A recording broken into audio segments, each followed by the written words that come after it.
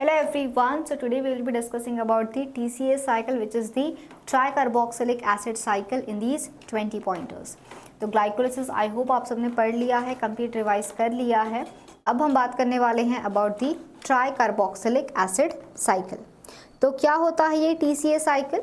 TCA cycle पहले तो एक हमारा एंजाइम रहता है that oxidize acetyl coenzyme A into carbon dioxide. तो बच्चों क्या किया जाता है, तो यहाँ पे हमारा ये 2 कार्बन का जो कंपाउंड होता है acetyl coenzyme A, this acetyl coenzyme A ये साथ में आता है किसके साथ? तो भाई ये आता है along with the 4 carbon molecule which is oxalo acetate. So 4 carbon का ऑक्सैलो एसिटेट, 2 कार्बन का एसिटाइल कोएंजाइम A, और इनको यूज़ करके पूरी परफॉर्म की जाती है हमारी TCA साइकिल। और इस बीच क्या होता है, तो इस बीच खूब सारे हमारे मतलब कि 3 NADH बनते हैं, एक बनता है FADH2 और एक मॉलिक्यूल बनता है GTP का। तो इस तरीके से हमारे कुछ रेड्यूसिंग इक्विवेलेंट कुछ हमारे एनर्जी मॉलिक्यूल्स फॉर्म होते हैं। ये जो TCA साइकिल रहता है ये परफॉर्म किया जाता है माइटोकॉन्ड्रिया के मैट्रिक्स के अंदर in the eukaryotes, plus it is performed in the cytoplasm of the prokaryotes. So when we talk about the TCA cycle, पहली बात तो ये परफॉर्म की जाती है माइटोकॉन्ड्रिया के मैट्रिक्स में इफ इट्स यूकैरियोट, और ये परफॉर्म किया जाता है साइटोप्लाज्म में इन दी प्रोकैरियोट्स। देन ये जो पाथवे है ये सिर्फ एरोबिक कंडीशन में परफॉर्म होता है। ऑक्सीजन को डायरेक्टली तो नहीं यूज किया जाएगा इस पाथवे के अंदर। In this pathway oxygen is not directly utilised, but हाँ अगर हमको TCA साइकिल चलवाना है तो हमारे लिए इम्पॉर्टेंट होता है कि इलेक्ट्रॉन ट्रांसपोर्ट चेन परफॉर्म हो। और अगर इलेक्ट्रॉन ट्रांसपोर्ट चेन परफॉर्म होता है तो आपको पता है कि ऑक्सीजन होता है हमारा अल्टीमेट इलेक्ट्रॉन एक्सेप्टर।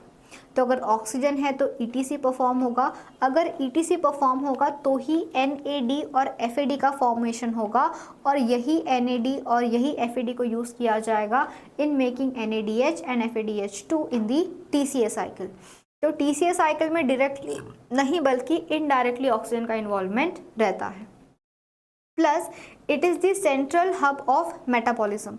तो ये कनेक्ट करता है कार्बोहाइड्रेट, फैट, प्रोटीन कैटाबॉलिज्म, इन सबको ये साथ लेके चलता है।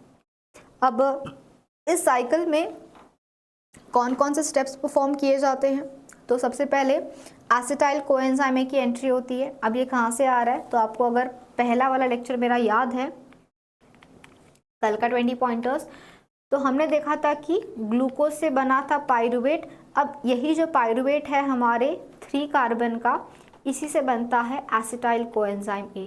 पाइरुवेट से एक CO2 एलिमिनेट हो जाएगा और यहीं से बनता है acetyl coenzyme A, and this acetyl coenzyme A is finally further used in the TCA cycle. तो हम यहाँ पे यूज़ करते हैं हमारे साइट्रेट सिंथेस को, जो 2 कार्बन का acetyl co A and 4 carbon का ऑक्सैलो एसिटेट, इनको जोड़ के बनाता है 6 कार्बन का citrate. So first of all there is formation of this citrate and this is a irreversible and highly regulated step. एक बार साइट्रेट बन गया तो अब हमारा पूरा साइकिल स्टार्ट हो जाएगा। सेकेंड स्टेप में होता है citrate is converted to आइसोसाइट्रेट।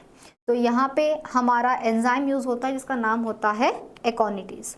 In the next step जो भी हमारा ये आइसोसाइट्रेट बना था इसको अभी कन्वर्ट किया जाता है इनटू अल्फा कीटोग्लूटारेट। तो जो ये 6 कार्बन का आइसोसाइट्रेट था अब कन्वर्ट किया जाता है इनटू 5 कार्बन अल्फा कीटोग्लूटारेट, क्योंकि 1 कार्बन जो है वो CO2 के फॉर्म में यहाँ से एलिमिनेट हो चुका है। यहाँ पे हम यूज़ करते हैं एक एंजाइम जिसका नाम होता है isocitrate dehydrogenase, and this isocitrate dehydrogenase is used to make alpha ketoglutarate. इस स्टेप में एक NADH का फॉर्मेशन हो रहा है, इंपॉर्टेंट। ये हमारा रेट लिमिटिंग स्टेप भी होता है। Next step is the formation of succinyl coenzyme. अब हमने जो अल्फा कीटोग्लूटारेट बनाया था बच्चों, उससे फर्दर बनता है हमारा succinyl coenzyme which is again 4 carbon containing compound. तो ये हमारा जो एक 5 कार्बन था, एक और हम CO2 को एलिमिनेट कर देते हैं और बनता है हमारा 4 कार्बन का सक्सिनिल कोएंजाइम A। और इस स्टेप में भी हम एक NADH मॉलिक्यूल का फॉर्मेशन करते हैं। अगले स्टेप में succinyl coenzyme A is converted to succinate और यहाँ पे कोएंजाइम ASH रिलीज होता है और यहाँ पे GTP का फॉर्मेशन होता है। This GTP has the energy which is equivalent to ATP। अब कुछ स्पीशीज़ में GTP बनता है, कुछ स्पीशीज़ में ATP बनता है, वो स्पीशीज़ टू स्पीशीज़ चेंज हो सकता है, बट हाँ इस स्टेप में भी हम एक ATP या GTP का फॉर्मेशन करवाते हैं। Next step is conversion of succinate to fumarate और ये करता है एक एंजाइम जिसका नाम होता है सक्सिनेट डिहाइड्रोजनेस। ये हमारा वही एंजाइम है जो इलेक्ट्रॉन ट्रांसपोर्ट चेन के सेकेंड कॉम्प्लेक्स में यूज़ किया जा रहा था। यहाँ पे हम कन्वर्ट करते हैं सक्सिनेट को into fumarate and in this step as well 1 FADH2 molecule will be formed. इस स्टेप में भी हम क्या करेंगे बच्चों, तो हम एक FADH2 मॉलिक्यूल को फॉर्म करते हैं। अगला स्टेप आता है कि जो हमने फ्यूमरेट बनाया था, now this is converted to malate. तो याद रखना है कि एक बार हमारा ये सक्सिनिल कोएंजाइम ए बन गया तो अब ये 4 कार्बन का ही रहेगा। ऑक्सालो एसीटेट के आने तक ये सारे 4 कार्बन के इंटरमीडिएट्स बनते हैं। तो सक्सिनेट बनेगा, फ्यूमरेट बनेगा, फिर बनता है हमारा मैलेट। तो फ्यूमरेट बन चुका है, फ्यूमरेट से बनता है हमारा malate and we use the enzyme here fumarase. Next malate को फाइनली हम कन्वर्ट करते हैं इनटू मैलेट डिहाइड्रोजनेस।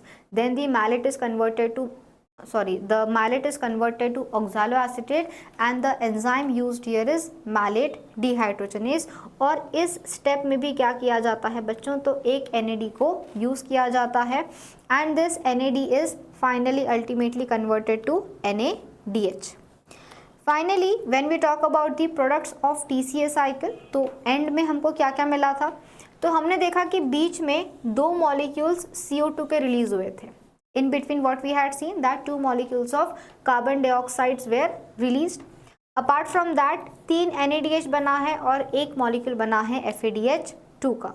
उसके अलावा 1 मॉलिक्यूल बनता है GTP का और ऑक्सालो एसीटेट भी हमको रीजनरेट होके मिला है।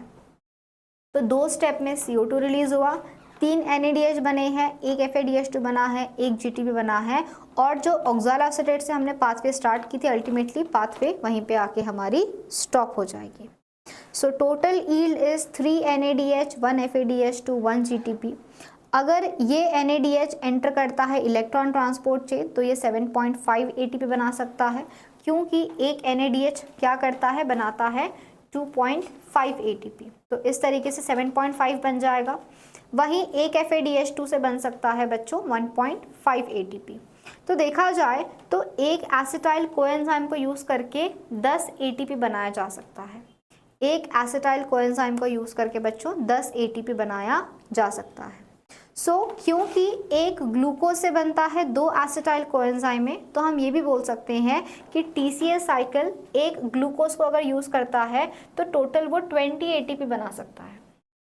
हमने ग्लाइकोलिसिस का और लिंकेज स्टेप के ATP को काउंट नहीं किया है, हम सिर्फ TCA साइकिल की बात कर रहे हैं। अगर TCA साइकिल में 2 एसिटाइल कोएंजाइम A आ जाए तो यहाँ पे क्या हो सकता है, यहाँ पे 20 ATP का फॉर्मेशन देखने को मिल सकता है। रेगुलेशन किन स्टेप में होता है, तो साइट्रेट सिंथेस को इनहिबिट कर सकता है ATP, NADH एंड साइट्रेट। वहीं आइसोसाइटेट डिहाइड्रोजनेस को एक्टिवेट कराता है ADP एंड कैल्शियम, बट अगर एनर्जी रिच कंडीशन है तो ATP NADH उसको इनहिबिट भी करवा सकते हैं। वहीं अल्फा कीटोग्लूटारेट डिहाइड्रोजनेस को इनहिबिट करवा सकता है NADH as well as succinyl coenzyme and ATP here. ये जो हमारा TCA साइकिल रहता है इसमें जितने भी हमारे अलग अलग इंटरमीडिएट्स फॉर्म हो रहे हैं, ये इंटरमीडिएट्स बहुत सारे अलग अलग पाथवेज में प्रीकर्सर का काम करते हैं। इन्हीं से बनाया जाता है अमाइनो एसिड्स, इन्हीं से बन सकते हैं fatty acids. So these intermediate metabolites can serve as the we can say they will serve as the precursor metabolite for different biosynthesis. So I hope the TCA cycle is revised and clear to everyone. If you want to learn with us, study with us, तो आप हमारा ये आरंभ batch join कर सकते हो जो start होने वाला है 25 नवंबर से। तो 25 नवंबर 2024 से ये बैचेस स्टार्ट हो रहे हैं। आपको यूज़ करना है coupon code IFS 30. So you have to use the coupon code IFS 30 and you can get a special 30% discount here. for all the IIT JAM BT 2026 aspirants and the GATB 2025 aspirants. So see you all there. If you want any more information about any examination तो आप हमारी website पे visit कर सकते हो which is ifasonline.com, और यहाँ पे आके आप IIT JAM CUET GATB की पूरी प्रिपरेशन कर सकते हो. So PYQs, practice questions, handout, analysis, syllabus pattern, every detail is available in our platform. तो जाके ज़रूर इन सारी चीज़ों को चेक करो. So study with us, learn with us, get a good rank, get a single digit rank. I hope the information is useful to everyone. All the very best. Have a great day. Very happy learning to all.